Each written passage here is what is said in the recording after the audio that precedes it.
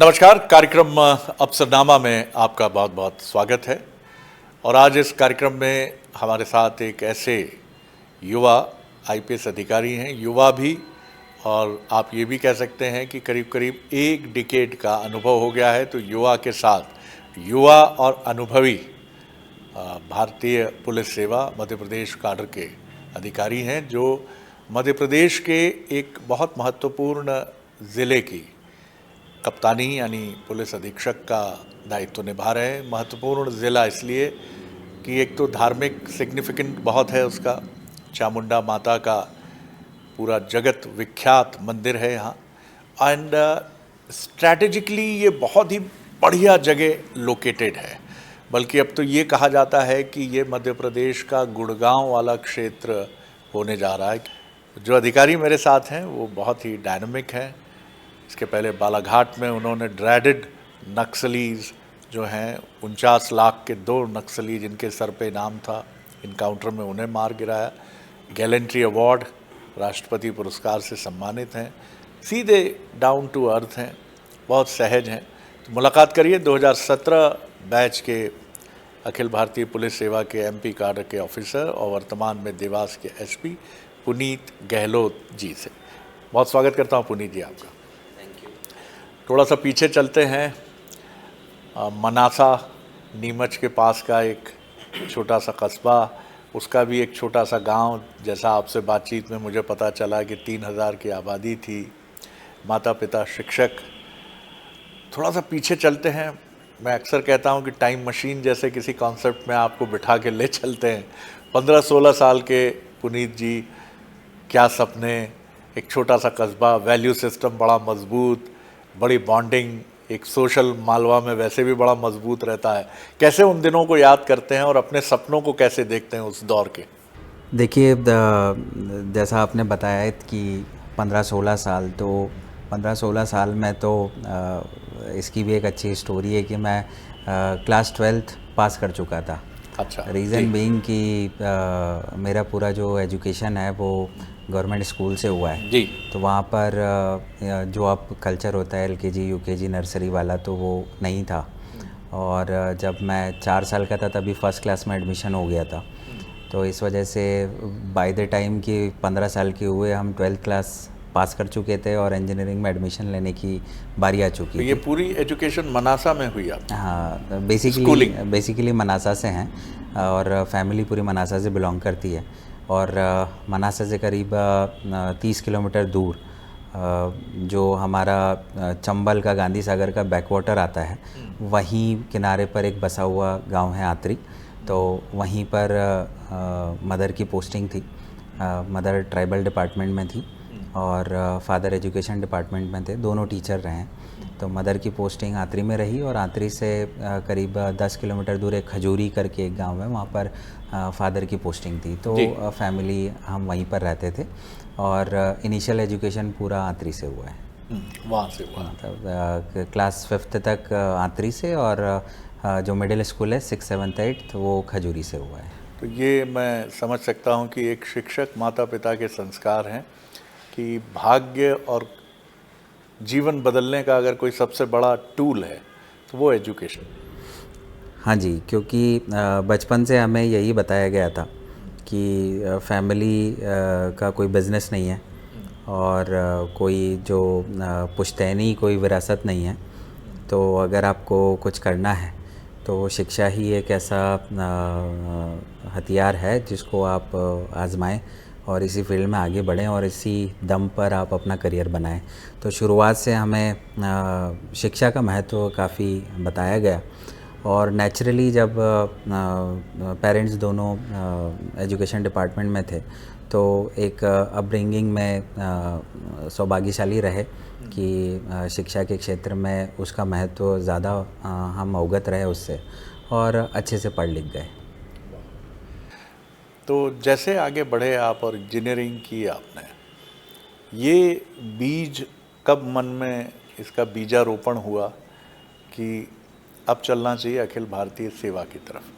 क्योंकि मैं नहीं कहूँगा कि ये कोई ऐसा थॉट था जो नहीं आना चाहिए था, लेकिन जिस लाइन में आप रहे इंजीनियरिंग करने के बाद, बड़े अच्छे पैकेजेस हैं, बहुत अच्छा अपना खुद का बिजनेस स्टैब्लिश करने के अवसर हैं, कहाँ से ये बात मन में आई? ये देखिए, फ्रैंकली जब तक इंजीनियरिंग में थे, इंजीनियरिंग कंप्लीट करने तक सिविल सर्विसेज के बारे में कोई एक्सपोज़र नहीं था।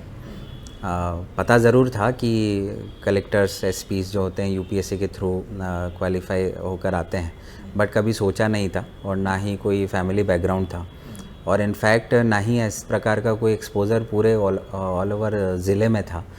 कई बार ऐसा होता है कि आपके कस्बे से, आपके गांव से कोई अधिकारी निकलता है तो उसको देखकर मोटिवेशन आता है, गाइडेंस मिलता है, बट इस प्रकार का कोई माहौल वहाँ पर नहीं मिला।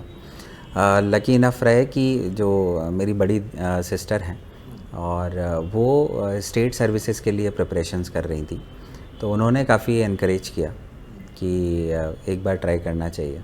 ऑल्दो वो भी स्ट्रगलिंग थी, वो तैयारी कर रही थी, सिलेक्शन नहीं हुआ था, लेकिन उसके साथ जो है उन्होंने मुझे इनकरेज किया। तो इनिशियली बात नहीं मानी, लेकिन फिर बाद में जब एक बार ट्राई किया कि तैयारी करके देखते हैं, तो इंदौर में एक कोचिंग क्लास ज्वाइन किया था, और वहाँ पर 3-4 दिन जब पढ़कर देखा, तब ऐसा लगा कि ये काफ़ी अच्छी जगह हम आए हैं और किया जा सकता है। तो उसके बाद से फिर सिलेक्शन तक कभी मन में दूसरा ख्याल नहीं आया कि इसको छोड़कर कोई और चीज़ करना चाहिए। यूपीएससी का जो प्रिपरेशन टाइम था वो मैंने पूरा काफ़ी पॉजिटिवली निकाला, और मन में कभी कोई नेगेटिविटी नहीं आई, और जितना टाइम दे सकता था पूरा दिया, और देखते ही देखते सिलेक्शन हुआ। सब्जेक्ट्स के लिए गाइडेंस क्या कोचिंग से मिला, या आपका खुद का माइंड मेकअप था कि मुझे ये सब्जेक्ट्स लेने हैं? देखिए, ऑनेस्टली बताऊंगा, ऐसा कोई सोच कर नहीं लिया, और मेरे साथ 2 चीज़ें हुई थी कि दोनों के बारे में बताता हूँ कि 12th तक मेरा जो पूरा एजुकेशन रहा वो हिंदी मीडियम से रहा है, और उसके बाद इंजीनियरिंग किया तो इंजीनियरिंग ऑब्वियसली इंग्लिश मीडियम से हमने इंजीनियरिंग पूरा किया था, तो वहाँ कोई ऑप्शन नहीं रहता मीडियम का जी। तो सब्जेक्ट लेना प्लस मीडियम कौन सा चूज़ करना, इसके बारे में कन्फ्यूज़न था, और काफ़ी आसानी से मैंने दोनों डिसीजन लिए। इंदौर में एक पीएस एकेडमी है, प्रदीप श्रीवास्तव सर हैं, तो उनका पब्लिक एडमिनिस्ट्रेशन काफ़ी स्ट्रॉन्ग उनका रहा है, और जाने जाते थे वो लोक प्रशासन को पढ़ाने के लिए। तो उन्होंने हमें सजेस्ट किया कि आप पब्लिक एडमिनिस्ट्रेशन सब्जेक्ट के रूप में लें, और कुछ आंसर्स हमने उनको लिखकर बताए थे, तो दोनों मीडियम में, मतलब एक ही क्वेश्चन को मैंने इंग्लिश और हिंदी दोनों में लिखकर बताया था। तो सर ने सजेस्ट किया कि आप हिंदी से अपीयर हो जाएं। उस वक्त एक बार थॉट आया था, क्योंकि जनरली एक परसेप्शन रहता है कि हिंदी मीडियम से जो सिलेक्शन होते हैं वो कम होते हैं, और दूसरा उसका एक कारण ये भी रहता है कि हिंदी में यूपीएससी के लिए रिसोर्स मटेरियल जो रहता है वो कम अवेलेबल रहता है। लेकिन चूंकि प्रदीप सर ने गाइड किया था तो ज़्यादा सोचा नहीं, पब्लिक एडमिनिस्ट्रेशन ऑप्शनल लिया, हिंदी मीडियम लिया, और अटेम्प्ट देने लगे। वाह, तो ये सब कुछ जो हुआ ये इंदौर में ही हुआ, हाँ, दिल्ली का भी रुख किया आगे जाके आपने? देखिए, मेरा जो आईपीएस में सिलेक्शन हुआ है वो मेरे तीसरे अटेम्प्ट में हुआ है। तो पहला अटेम्प्ट का जो प्रिपरेशन था वो पूरा इंदौर से किया था, और प्रीलिम्स क्वालिफाई नहीं कर पाए थे। दूसरे अटेम्प्ट में प्रीलिम्स क्वालिफाई हुआ, मेंस क्वालिफाई हुआ, इंटरव्यू दिया, लेकिन फाइनल सिलेक्शन नहीं हुआ था, और ये दूसरा अटेम्प्ट भी पूरा इंदौर से प्रिपेयर किया था। उसके बाद जब तीसरे अटेम्प्ट की बारी आई तो प्रीलिम्स क्वालिफाई हो चुका था।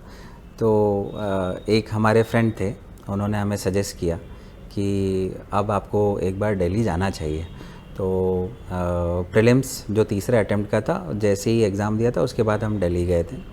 वहाँ पर पढ़ाई के लिए ना जाकर वहाँ पर टेस्ट सीरीज़ के लिए गए थे, और वहाँ पर जीएस और ऑप्शनल्स की टेस्ट सीरीज़ हमने ज्वाइन की, तो काफ़ी प्रोडक्टिव रहा, और तीसरे अटेम्प्ट में फाइनली मेंस भी निकला और इंटरव्यू भी निकला।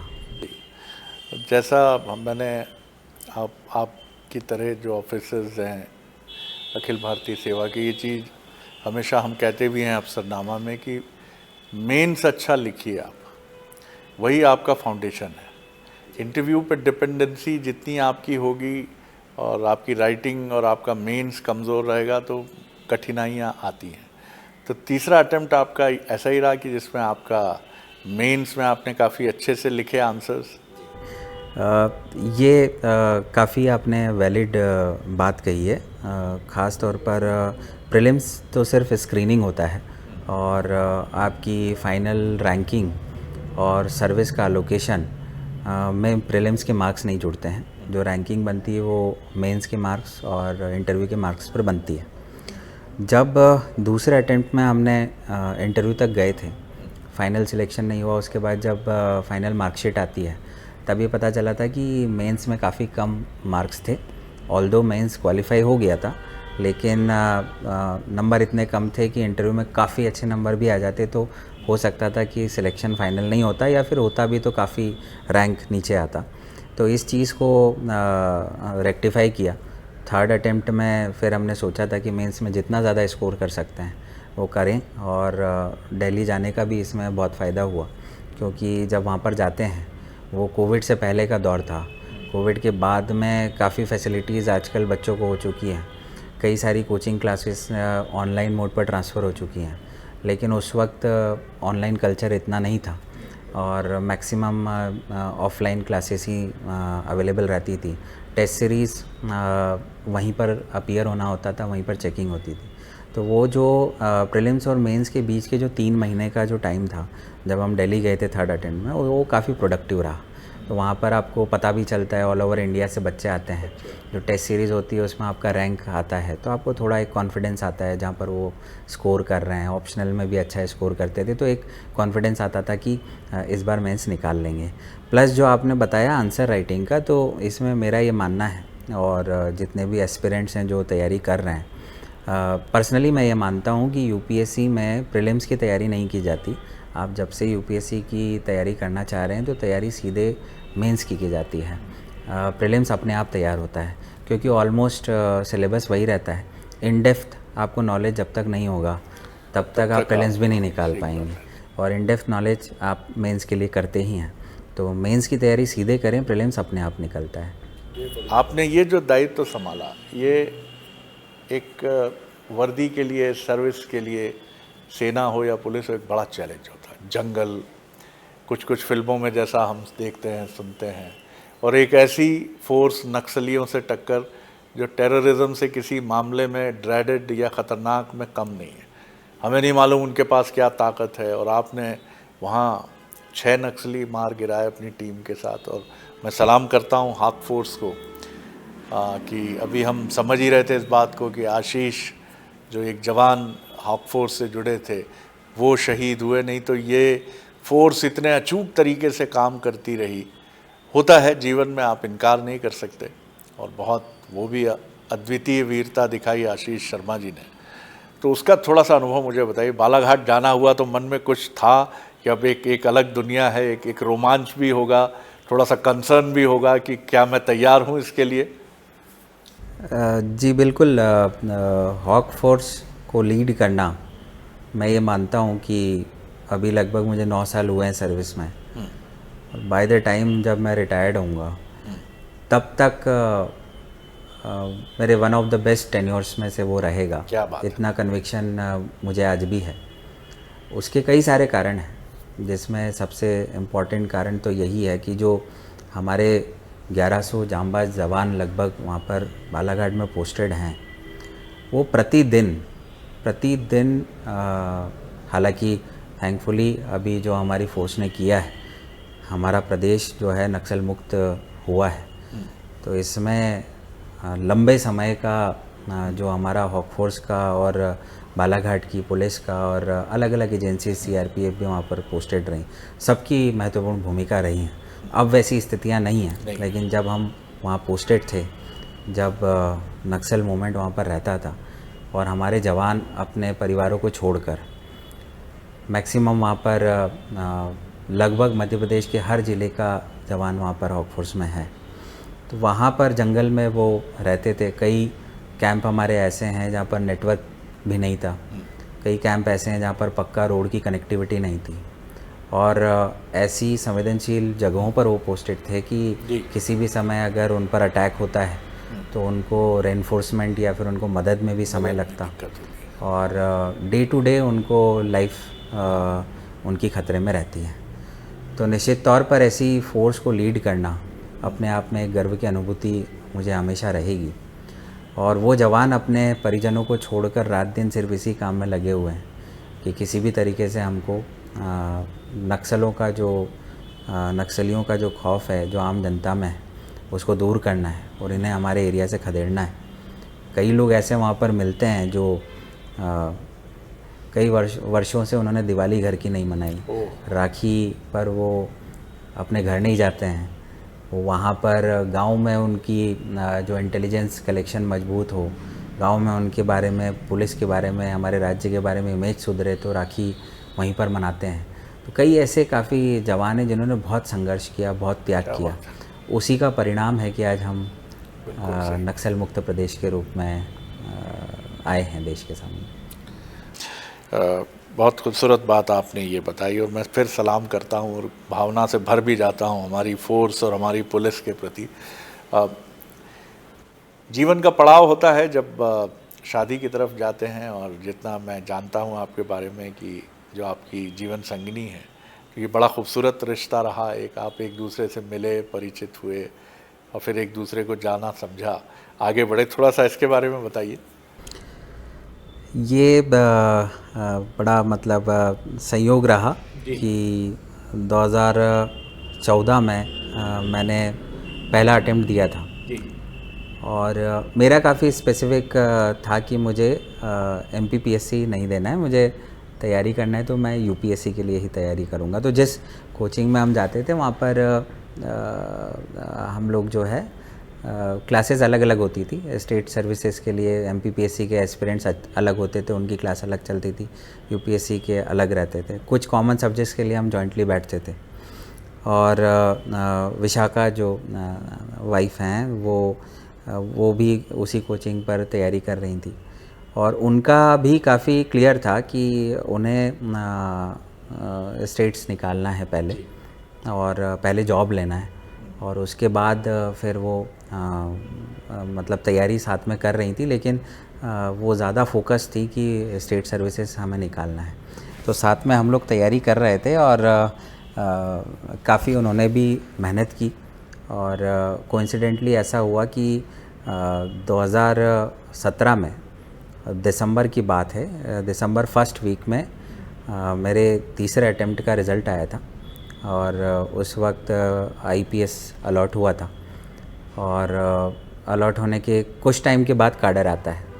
तो करीब 20 या 21 तारीख के आसपास MP काडर मुझे अलॉट हुआ।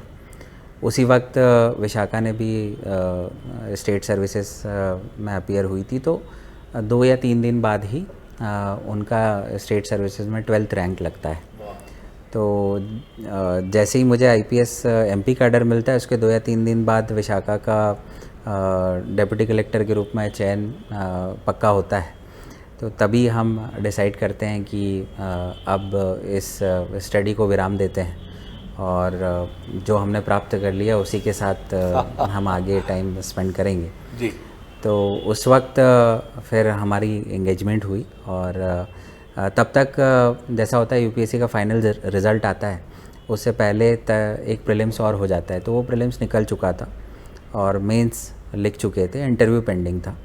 इंटरव्यू में मैं जब NPA हैदराबाद में ट्रेनिंग में था तभी वहाँ से परमिशन लेकर मैं अगले अटेम्प्ट के इंटरव्यू में अपीयर हुआ था। उसमें IAS में मेरा सिलेक्शन हुआ था और जब काडर आया तो वो तमिलनाडु काडर मिला था। तब तक विशाखा ने भी MP में ज्वाइन कर लिया था।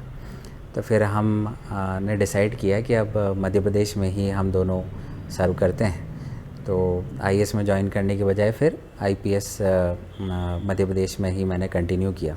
उसके बाद जब ग्वालियर में पोस्टिंग प्रोबेशन वाली थी, उसके बाद जब CSP अन्नपूर्णा इंदौर में मैं पोस्टेड था तब हम दोनों की शादी हुई। वाह, आप दोनों इक्वली एक दूसरे के लिए लकी रहे।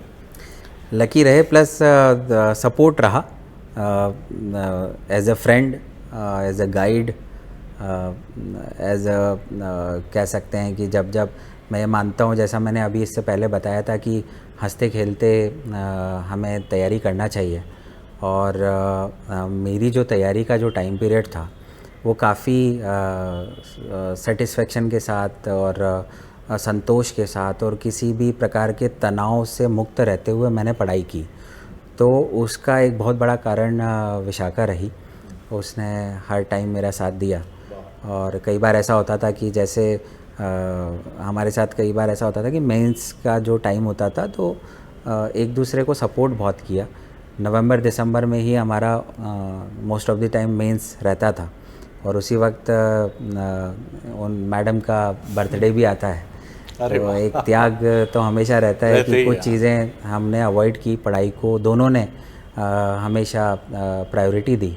उसी का कारण है कि आज उन्होंने भी जो अपना लक्ष्य था वो प्राप्त किया और मैं भी अपना लक्ष्य प्राप्त कर सका। जो फिलॉसफी हम सब की जीवन में एक होती है, आपको मैं जितना समझ पाया बात करके कि आप जीवन की हर चुनौती को बहुत शांति से लेते हैं, स्वीकार करते हैं और उसको पूरा करते हैं। ये दिखने में बड़ा आसान लगता है लेकिन होता नहीं है भाई साहब। इसके पीछे गहरी तैयारी होती है, समझ होती है। लेकिन आप शोर नहीं करते, आप ये नहीं कहते कि यस मैंने कर दिखाया, मैं कर लूँगा। ये अपनी फ़िलॉसफी के बारे में बताइए, अभी तक के जीवन की भी छोटी सी और आगे किस तरह देखते हैं लाइफ। डेफिनेटली ये काफ़ी इम्पोर्टेंट है कि आप में डेप्थ होना चाहिए। प्लस चाहे वो आपका पर्सनल लाइफ हो या फिर प्रोफेशनल लाइफ हो, आपका स्ट्रगल का टाइम हो, स्टडी का टाइम हो या फिर आपका सर्विस का टाइम हो, काफ़ी ज़रूरी है कि आप पेशेंस रखें, ग्राउंडेड रहें, अपने आसपास के जो लोग हैं, जो डेस्टिनी ने आपको दिए हैं, उनको साथ लेकर चलें। प्लस अपने आप में भरोसा रखें कि चुनौतियाँ और समस्याएं सभी के जीवन में, तो अगर हम ये मान लें कि मैं सभी चीज़ें मेरे लाइफ में ही क्यों हैं या सभी दिक्कतें या सभी परेशानियां मेरे लाइफ में क्यों हैं, तो वो ओवरऑल आपको नेगेटिवली ही अफेक्ट करेगी। आप अपने आप में भरोसा रखिए कि आप जो कर रहे हैं वो आप कर लेंगे। ये बिलीफ आप में होना चाहिए। अपना एग्जांपल मैं ये देता हूँ, जैसे मैंने आपको पहले भी बताया कि दुविधाएं बहुत आती हैं आपके सामने, मेरे सामने भी थी कि पब्लिक एडमिनिस्ट्रेशन मुझे सजेस्ट कर दिया गया। अब मैं उसी में अगर 15-20 दिन, 1 महीना, 1.5 महीना यही सोचने में लगा था, जो कई बच्चे करते हैं। कई बार बच्चे पहला अटेम्प्ट, दूसरा अटेम्प्ट के बाद सब्जेक्ट चेंज कर लेते हैं, ये सोचकर कि नहीं हो सकता है उस सब्जेक्ट दूसरे सब्जेक्ट से हो जाए। तो वो मैंने नहीं सोचा, जो ले लिया डिसीजन तो फिर उसको कंटिन्यू किया। करना है। यही दुविधा मेरे सामने आई थी जब मेरा IAS में भी हुआ था। एक्सपोजर नहीं था, बैकग्राउंड नहीं है, ब्यूरोक्रेटिक बैकग्राउंड नहीं है, तो कोई पर्सनली एडवाइस करने वाला नहीं था और कोई एक्सपीरियंस भी नहीं था। लेकिन कॉल लिया कि नहीं ठीक है, IPS को ही ऑप्ट करना है, वो किया और अभी तक कर रहे हैं। ऐसा कोई कभी मन में मलाल नहीं आया जी। तो मेरा यही सजेशन है सभी लोगों को कि आप डिसीजन लीजिए। डिसीजन कभी भी सही या गलत नहीं होते हैं। डिसीजन लेने के बाद जो आप एफर्ट्स डाल रहे हैं वो डिसीजन का डेस्टिनी डिसाइड करते हैं। अगर आप एफर्ट नहीं डालेंगे तो डिसीजन चाहे कितना भी अच्छा हो, उसके रिजल्ट बुरे आएंगे। और कितना भी बुरा डिसीजन लिया आपने, अगर आपने एफर्ट्स ऑनेस्टली किए हैं तो वो आपको बहुत आगे ले जाएगा। तो यही मेरा एक फिलॉसफी सामने रख दी। क्या बात है, बहुत ही गहरी और दार्शनिक बात है। बहुत धन्यवाद पुनीत जी इस बातचीत के लिए जी। और बहुत सिंप्लिसिटी के साथ आपने बहुत बड़ी बातें हमारे साथ शेयर की हैं। आपकी भावी जो जीवन यात्रा है, एक वरिष्ठ पुलिस अधिकारी, IPS अधिकारी के तौर पर भी, और आपका निजी जीवन भी, उसके लिए ढेरों शुभकामनाएं। बहुत धन्यवाद। तो ये थे पुनीत गहलोत जी, जो 2017 बैच के IPS ऑफिसर हैं। अफसरनामा में इतना ही। अगली बार एक और अफसर के साथ मुलाकात करेंगे। नमस्कार।